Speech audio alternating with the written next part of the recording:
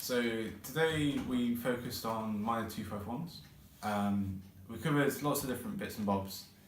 We kind of came at it out of the blues and we ended up doing it on awesome leads as well.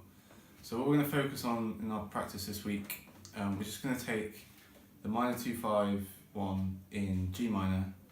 That happens a lot in awesome leaves, specifically at the end, but it occurs a couple of other places as well. And we're just going to take that little bit and we're going to focus on that. So 251's really common progression in jazz. Minor 251's slightly different to major 251's. Like a lot of this stuff, there's already a lot of people who've explained that, so I'm not going to do that in the video. I'm just going to summarise what we did in the lesson. So what we've ended up with in the lesson, we're going to focus on moving from a D7 flat 9 sound to a G minor 7 sound. That's going to be our focus this week. That's all we're going to focus on. First thing to do with that is getting your chord voicings moving. So just practicing.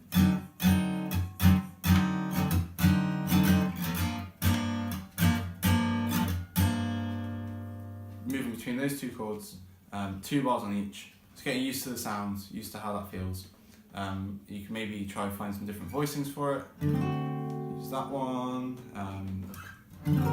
Sort of voicing, going to there. However you want to do it, just explore it, find things that you like, explore different ways you could do it, different ways of voicing these chords. The next thing to do, once you've kind of got comfortable with that movement and that sound, is move into the arpeggios and how they work. So starting with the 1 octave arpeggios,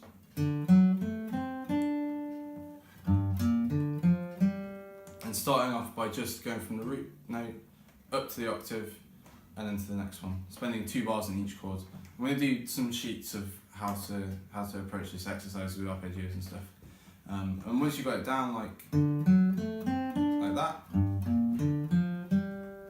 and got that in time, the next thing would be to extend those arpeggios, get them working all the way up to the highest note and the lowest note.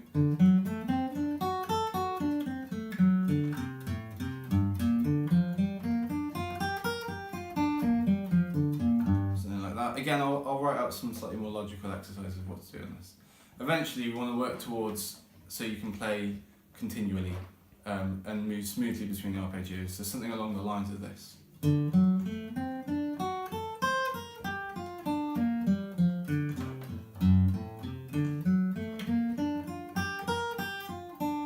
So that's the arpeggios and the chords. As well as this, just playing around with different ideas, find your own ways through it. Playing along with backing tracks could be really helpful. Whatever you find is going to help get your ear around it more than anything. So backing tracks are good. The other thing is to find some tunes to listen to that use this progression. So obviously Awesome Leaves uses it in certain places. On the mailer I'm going to put a few more tunes that use it a little bit more extensively. One to look out for is Softly as in the Morning Sunrise, which uses it for most of the tune.